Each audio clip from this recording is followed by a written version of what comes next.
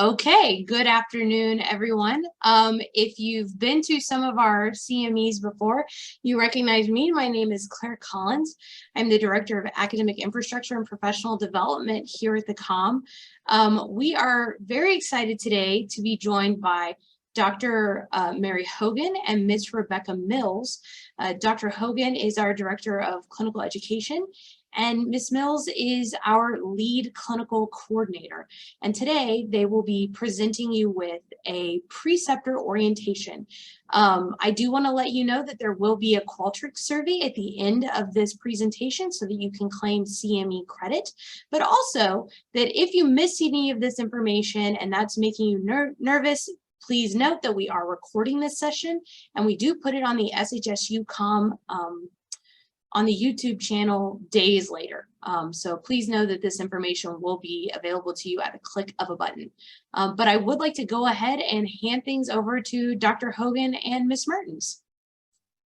Thank you. So it's not letting us turn on our camera. We're about to share the presentation. Okay. There we go. Just one moment. I will come to you. Okay.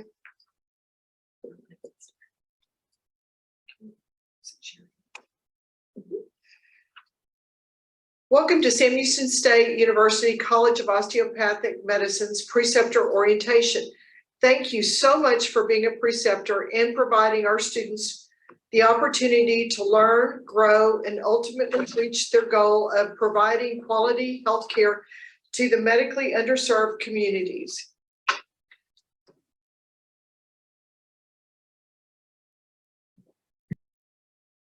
As Collins mentioned, I'm Dr. Mary Hogan. I was born at Fort Sill, Oklahoma, and moved to San Antonio at the age of 5. After graduating from high school in San Antonio, I went on to graduate from Southwest Texas State University with a Bachelor of Science degree in Interior Design.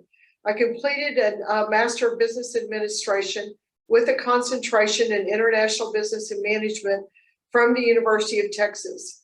Then I completed a PhD in Demography and Public Health from the University of Texas School of Public Health. I have over 18 years of experience in senior leadership with University Health System and Baptist Health System. And I served as the clinical assistant professor in the School of Health Administration at Texas State University. Then in 2016, I joined the University of the Incarnate Word School of Osteopathic Medicine, serving in an administrative role as the Director of Special Projects and Facilities Liaison and as an assistant professor in both the osteopathic program and the MBS programs. Currently, I'm the Director of Clinical Education at Sam Houston State University's College of Osteopathic Medicine. My research interests are related to community health needs, obesity, and the correlated comorbidities, demographics, risk factors, and behaviors in long-term resolution of obesity. I'm married to Michael Hogan, and we have 3 children. And hello, I am Rebecca Mertens.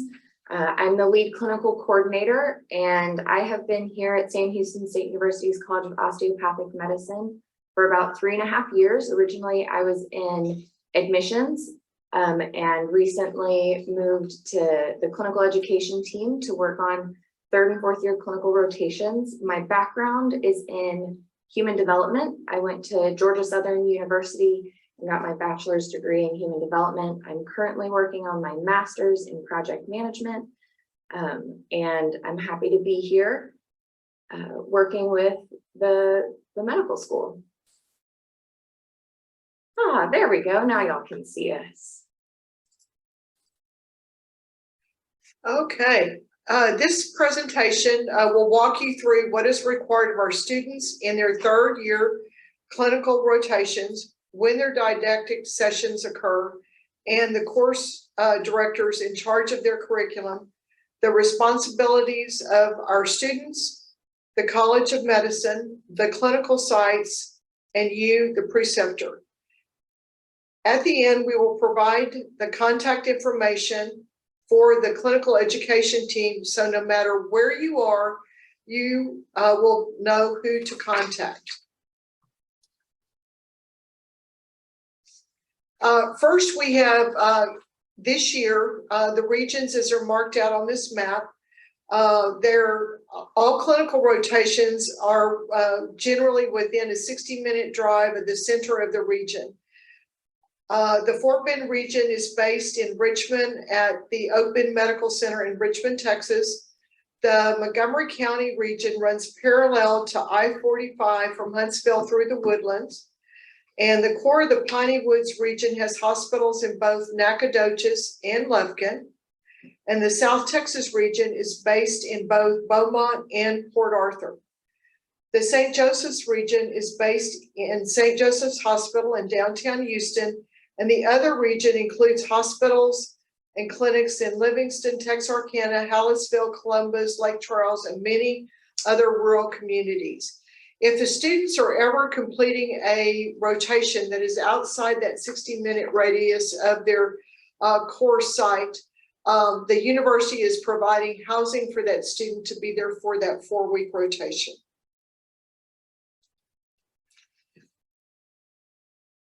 We have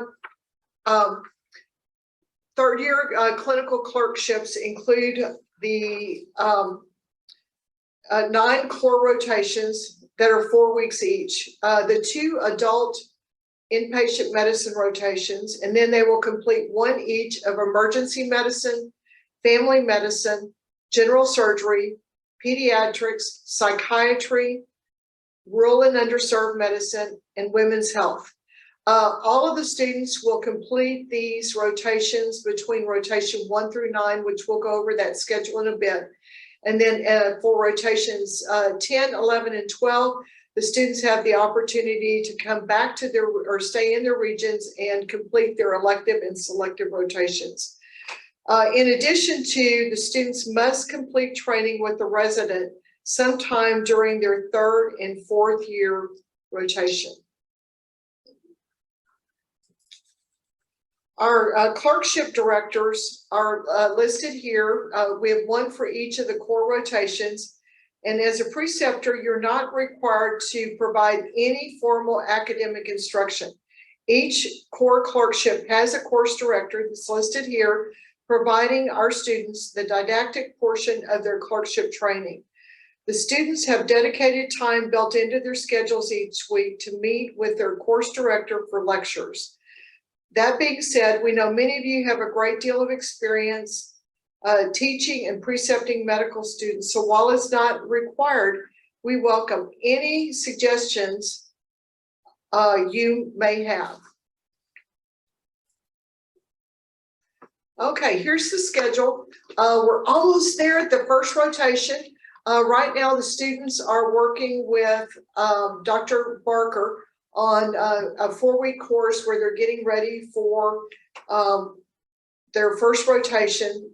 And so they will, after our students complete this 1-month intensive preclinical placement course, where they review and refresh their skills necessary to be successful with you in the field, this will ensure that they hit the ground running from the moment they show up. Additionally, once every semester, the COM will provide faculty, the OMM faculty will provide in-person OMT training for our students in each region. We ask that the students be excused during these times so that they may attend the training. One other thing that we probably want to talk about is that every Friday, starting at noon, we'll go through that schedule again in a bit. The students will do their formal didactics on weeks 1, 2, and 3 that they are with you. And then on week 4, they will take their shelf exam. When we get to the rotation 5, that's the Thanksgiving break, the students will actually do their formal didactic on Wednesday, November 23rd, and instead of on Friday, November 25th. We'll send you a reminder about these specific dates. But they will have their formal didactic sessions during the clinical rotation 5 of Friday, December 23rd and Friday, December 30th. They will have no holiday break unless you assign those holidays. So, Students will not be permitted to work over 80 hours per 7-day week, averaged over a 2-week period. Generally, they should be averaging a full schedule at 40 hours per week. And the clinical rotations that are scheduled as shift work will be limited to 12-hour shifts with a minimum of 10 hours between each work period. Students are permitted to take call, night float, or to work weekends. And medical students cannot be scheduled for in-house call or night float more than every 4th night. The clerkship coordinators, preceptors, and myself and the associate dean for clinical affairs are permitted to institute more restrictive duty hours. However, work hours may not exceed or violate the current residency duty hour requirements. So the formal schedule is there with you any other time other than we ask that, again, that they be excused no later than noon every Friday for their synchronous instruction. And week 1 is a formal didactic. Week 2 will be either a journal club with their clerkship director or formal didactics. In week 4, they continue with formal didactics. And in week 4, they will take the shelf exam for that core rotation.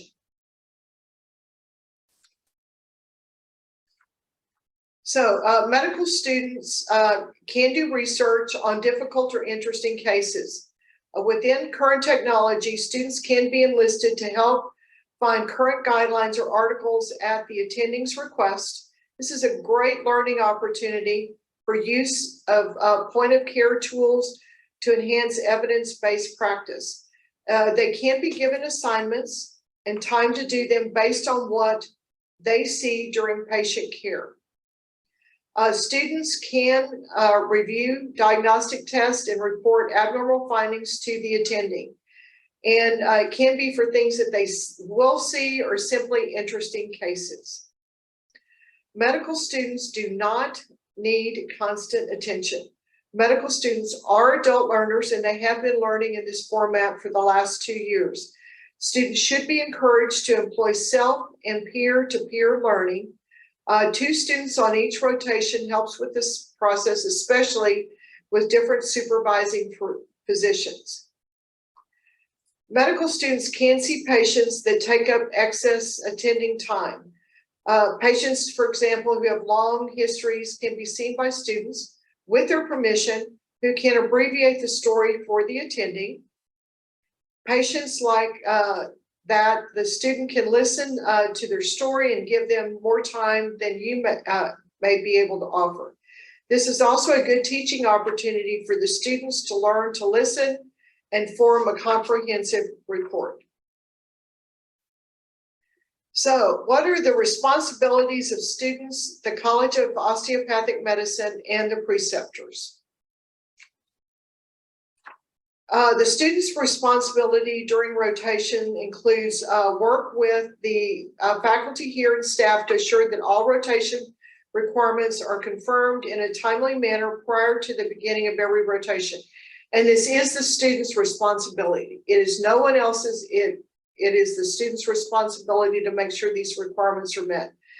They must also be compliant with all required immunizations training, including BLS, ACLS, HIPAA, bloodborne pathogens, and these trainings or retrainings they are being certified with right now as they complete this preclinical placement course.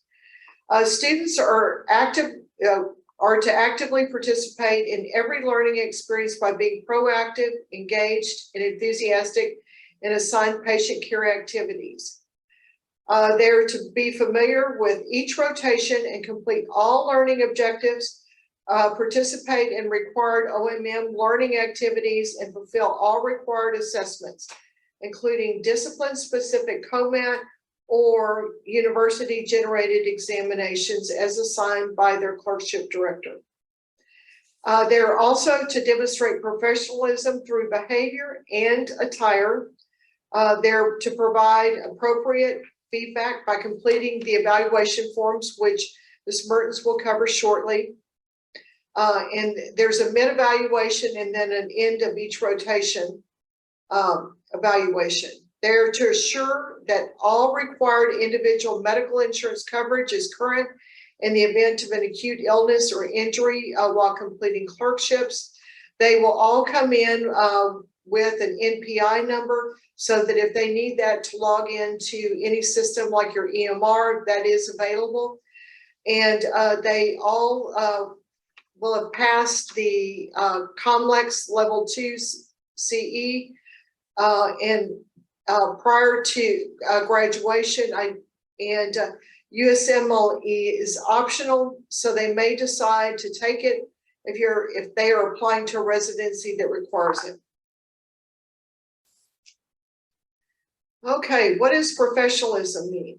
So the student's responsibility during rotations is to work with the faculty and staff to assure that all rotation requirements are met, as we mentioned, and they're to be accountable for to the patients in the osteopathic profession and a commitment to the excellence in professional development, have a positive attitude towards learning, be proactive and show the initiative and self-motivation, be reliable. This means being on time.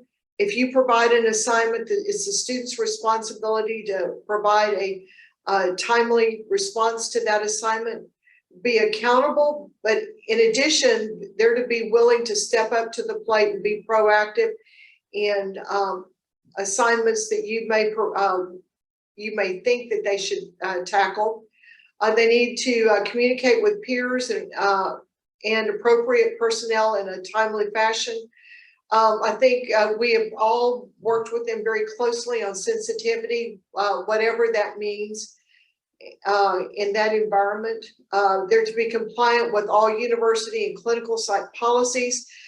Each of these students will be going through a site orientation in their regions, and if there are specifically any other issues or policies that need to be covered at your clinic, that's important. Always display ethical behaviors both at work and outside, and be aware of and adhere to appropriate physician-patient boundaries. So what are our responsibilities? So our responsibilities include to arrange and monitor clerkship education for students in cooperation with your practice site. We need to credential and re-credential all of the preceptors, provide every preceptor an information packet that includes student information and a syllabi for the appropriate clerkship experience, provide malpractice coverage for the students on rotations and supply it to the sites, provide clerkship syllabi for all the core rotations, then also to provide online tools to supplement rotation experiences. As you know, you all have access to all of the library tools that the students also and the faculty have access to. We will provide the OMM training. We will arrange and administer all the COMAT tests, and the students will be taking those actually in their regions that they're assigned to.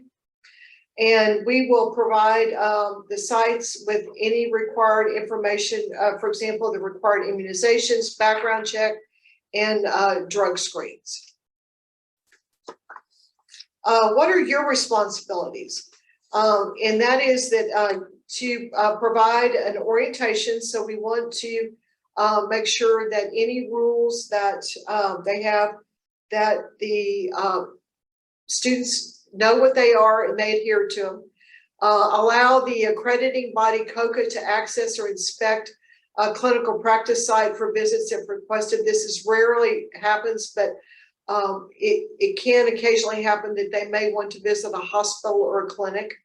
And then maintain the confidentiality of the student's performance. So it is important that when you do that final evaluation, that stays between you and the student and the university, and it doesn't go any further than that. Okay, what is the preceptor's responsibility? And that is to provide a constructive, professional educational environment, as we know you all will, maintain the confidentiality of the student's performance. And it's critical that the student get feedback with learning and patient care experiences. And in a formal environment, they will have the opportunity to discuss with you 2 weeks after the start of their rotation to do a short, quick mid-evaluation, and then also at the end. Within the next week, we'll be providing you the preceptor handbook, and there's a quick little 5-minute FERPA training, which is the provides you with the privacy rules for students.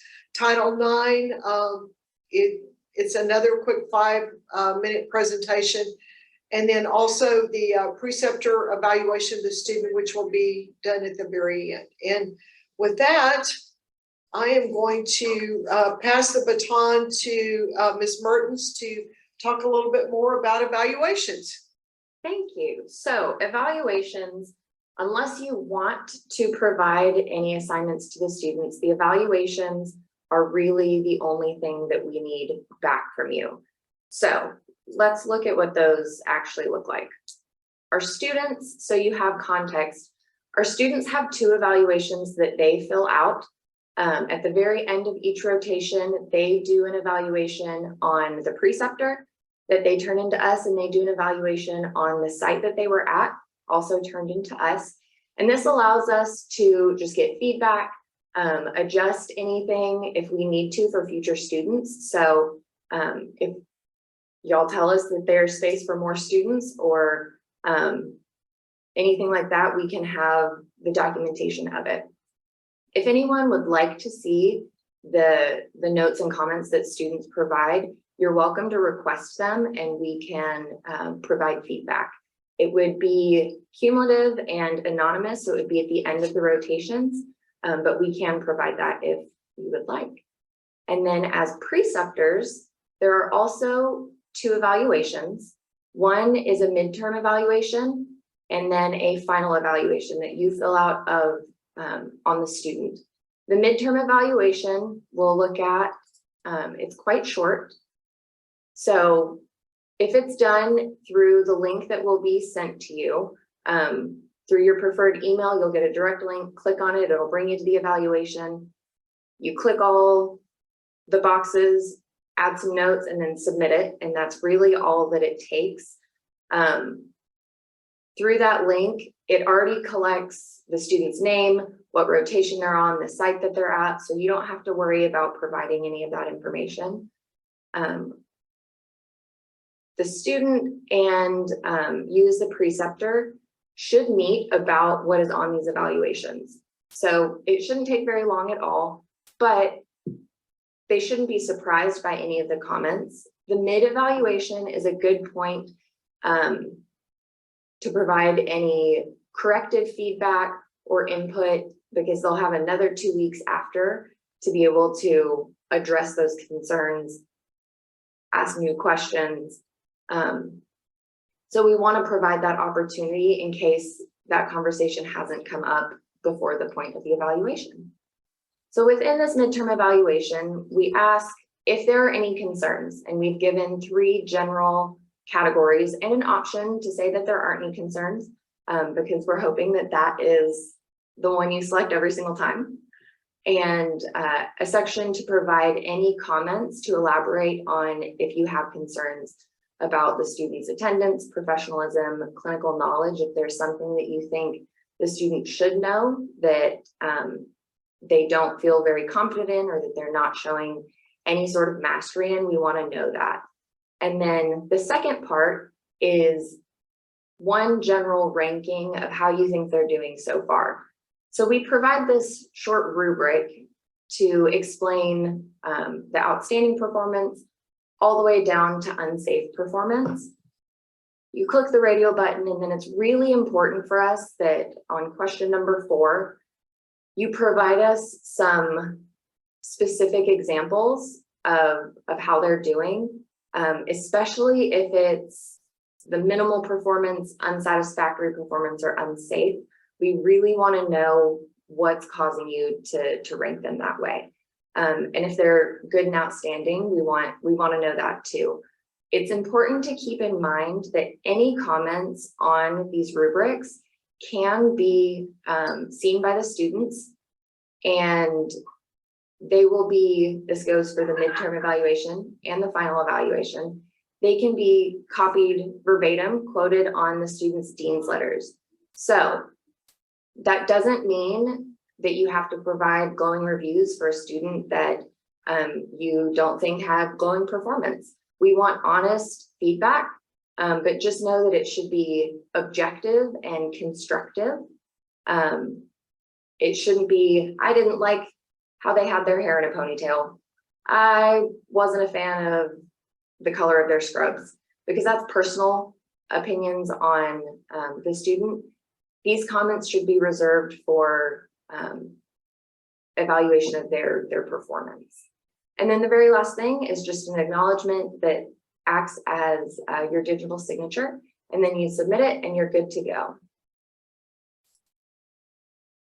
The final evaluation is a little bit longer. It breaks down some categories that in the mid-eval, it's more of the general overview, and for the final evaluation, we want to see some specifics about patient care. So we want to know if the student's able to provide patient care that's effective, and they have a regard for the patient's health, their promotion of wellness, and actually treating the illnesses.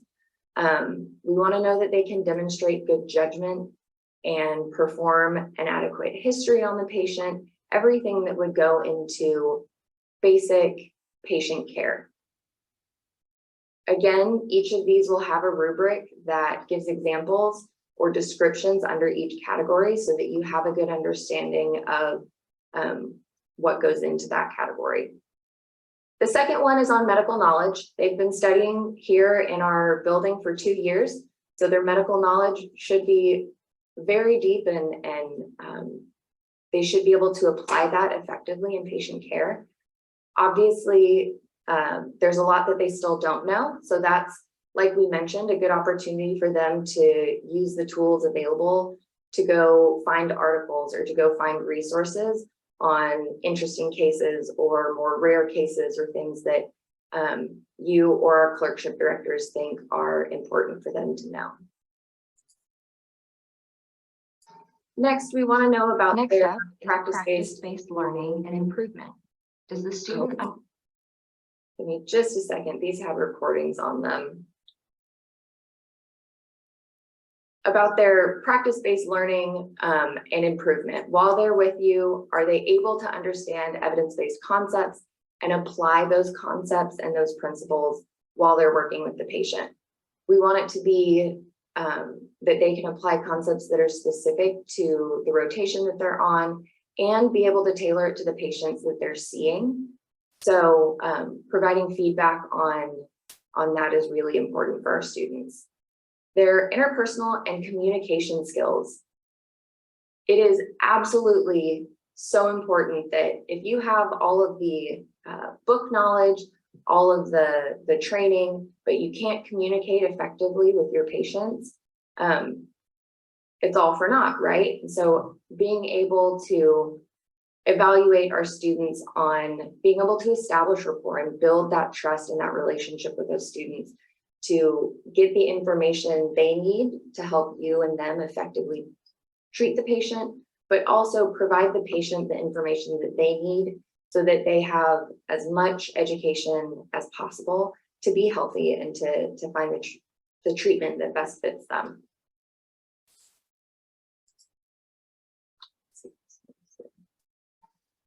Professionalism. For professionalism and ethics, this is something that we had an entire slide on earlier because we take it very seriously. Our students should always behave in a professional and ethical manner, whether they're on site or off site. We want to make sure that they are always keeping their interactions with patients, with you, with staff or any other mid-level providers professional and appropriate. Systems-based practice. So are students able to demonstrate awareness and responsiveness to overall healthcare systems and demonstrate knowledge of cost-effective care? Our mission is to send students or send physicians rather out into rural and underserved communities where physicians are needed the most. And so our students being able to understand the healthcare system that they're working in is vital, because they might not have as many large healthcare facilities nearby to have that set up for them. So we want to know that we're providing that education before they get out there.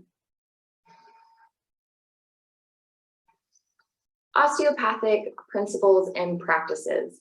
We understand that not all preceptors are DOs. So under this section, we have provided the 4 key osteopathic principles. But if anyone ever has any questions about what goes into this, we are more than happy to provide resources or to just chat with you on it. Dr. Hogan and I can do that. Any of our regional coordinators, which will give you their information here in a little bit, would be happy to go over that with you. And then the last part of this is, again, a comment section. So it's just 7 categories and a few comments. Everything that we went over for the midterm evaluation in those comments applies here as well. So constructive, honest, objective feedback. If the student has done exceptionally well, we want to know how. So they did great. Doesn't provide much for their dean's letter or much context to be able to explain why they did great. So a couple sentences here to support how you ranked the student and their performance is necessary and useful as they move forward. And then again, just a checkbox acknowledging that you have filled out this evaluation and that it acts as your digital signature. Altogether, the midterm evaluation should only take about 5 to 7 minutes, and the final evaluation should take about 10. They really don't take much time, and the student, while you'll get emails with the link and to remind you, our students are responsible for reminding you and meeting with you. So they take that into their own hands to be able to make sure that it's turned in.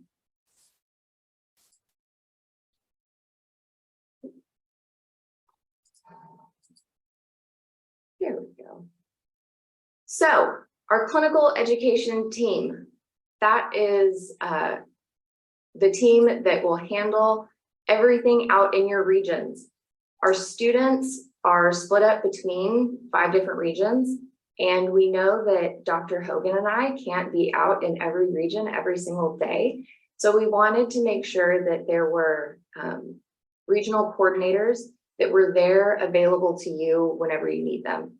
Each of our coordinators live in the area that they serve, so they can stop by in person. They're available through their work cell phones, are the numbers that are listed here. So you can call them, you can text them if you're better, if that's better for your timing or your question. We just ask that you include your name if you do text them. Hey, I'm Dr. So-and-so, I have this question for you. But they're here, you probably recognize them or have seen them. If you haven't, you will soon. They'll come by in person, they'll provide introductions, and they're here as a resource to you and to our students. They will help with the student schedules as well as proctor the shelf exams and anything that needs to be communicated between the sites and the home team here in the building. They can help with that and make it as easy for you as possible. Here in Conroe, the rest of the clinical education team is Dr. Hogan, who you heard from at the beginning of this presentation, as our Director of Clinical Education. And then there's yours truly, who is the lead clinical coordinator. I directly oversee all of the regional clinical coordinators. So if any of them are ever out or anything like that, I can come fill in. I can be a point of contact. That's also my work cell phone number listed there. So again, call, text, whatever works best for you.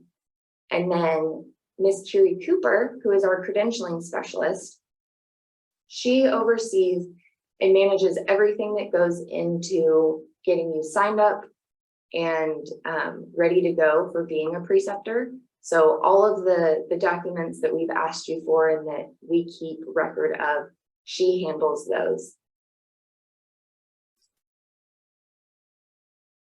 So thank you again. I know we mentioned this at the beginning, but thank you for being willing to be a preceptor, for allowing our students at your site. Our entire program is motivated by providing quality physicians out into communities that need them most, that are most impacted by not having access to healthcare. And we couldn't do it, genuinely couldn't do it without y'all. And we thank you for that. And one other last thing, we will be sending 70 students out on August the 1st. Next year, we will have 114 students that will be going out. And then the following year, we just admitted 150 students. So we really would welcome any opportunity. If you have any peers that you would recommend that would be preceptors, we'd love to explore those options. And any of the specialties that are out there as the students get ready to do those elective selectives, our regional coordinators would appreciate any recommendations that you can provide in that perspective. Thank you. Okay, so thank you so much for joining us once again. As a reminder, we do host something like this monthly. It's always at the same time, at the same place via Zoom. Also be on the lookout. We will be sending out our preceptors needs assessment in the next couple of weeks so that you can tell us what are the topics that you most want to hear about once a month. And we will cover those things. But Dr. Hogan, Ms. Mertens, thank you once again for your time and for joining us today. For our attendees, here is the link to the Qualtrics survey you will need to fill out so that you can claim your CME through our third-party affiliate Incedo, so you can claim your credit. If you have any questions that you'd like Ms. Mertens or Dr. Hogan to answer for you, now is the time to put them in the chat. Claire Collins, I'm going to put you on the spot real quick. There are two opportunities to get CME as a preceptor. One is by attending the live sessions like this that we offer. The other is by teaching the students. Can you give them a little bit of an explanation on how we manage that and report that and how they actually get the credit? Yeah, so if you are attending the CME, it's claiming your credit is very easy, right? You fill out the Qualtrics survey and then you have a standard claim form that you go through for Incedo so that you receive your credit. As far as your teaching time is concerned, you'll receive a 2-to-1, wait, did I say that right?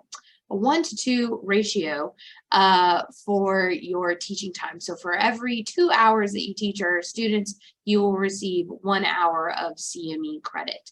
What we do is we gather those all up at the beginning of every calendar year, so January 1, and then we will distribute CME claim letters to you all individually so that you can reach out to your professional organizations and claim that time. This does kind of fall into that category of time that you're claiming yourself and then needing to provide the documentation either through the AMA or the AOA.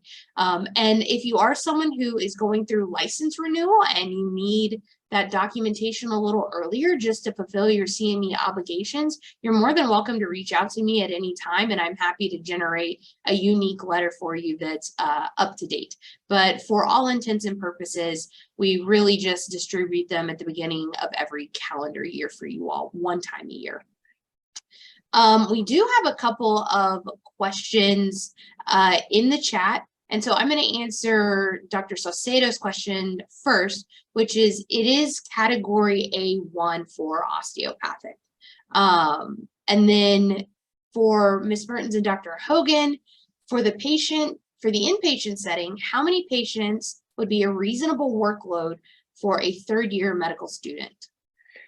I think that's going to vary depending on the level of care and the unit where the patient is located. For example, if you've got a hospitalist that is working primarily critical care ICU, that's going to have a much lower level of number of patients that it would be reasonable for the student to see versus, say, a med-surg unit where the level of care I always think about the nurse to staff ratio or patient to nurse ratio. If you kind of think about that if I go into an ICU, it's 1-to-1 or 1-to-2, where if I go down to a med-surg, it will, that number significantly goes up. So I'm going to leave that up to each of the preceptors. We won't dictate that. If they're out sick, are there any options for the students? It's interesting you brought that question up. We just had that discussion this week. One, if the student is out sick, then obviously the student would first report to the preceptor that they are out sick and notify us, provide a absence form, which they have to both of us. And but if you're out sick, then yes, the student will work with the clerkship director on either doing some online work. So cases that would be similar to what they would see in the rotation. They have simulation cases available, or the other option is if there's someone in your office that they can work with. Let's say you have a mid-level or another peer. And even if that peer is not credentialed, it's perfectly fine for them to work with that other individual. Any other questions? Well, thank you so much again for being here and for agreeing to teach our students. We're very excited. Ms. Mertens and I will be out in the regions to visit with you all throughout the year. And if you have any questions at all, our cell phone numbers are readily available, and we welcome any questions that you may have. And again, if you have any concerns when you have a student, that if you're whatever, just reach out to me specifically and I will follow up. And I want to make sure that all the issues are covered. Thanks again. Look forward to seeing you soon. Yes, and just as a reminder, if you didn't catch any of that or you had to step away for a moment, but you want a quick refresher, we will have this up on the SHSUCOM YouTube page in the next couple of days. So thank you for your time and attention today, and we will see you next month. Bye, everyone.